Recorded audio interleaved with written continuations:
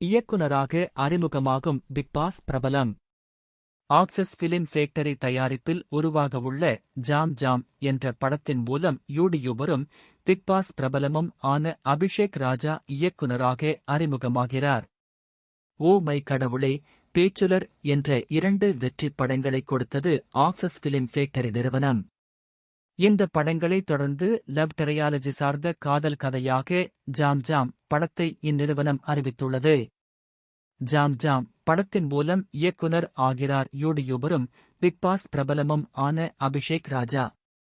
வழக்கமான romantic comedy entertainer படமாக இது நிச்சயம் இருக்காது.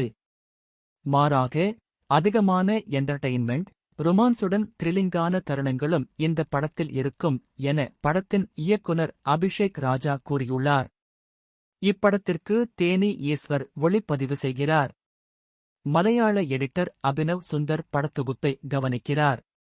இவர் வினீத் சீனிவாசன் நடித்த முகுந்தன் உண்ணி அசோசியேட்ஸ் படத்தை இயக்கியவர் என்பது குறிப்பிடத்தக்கது.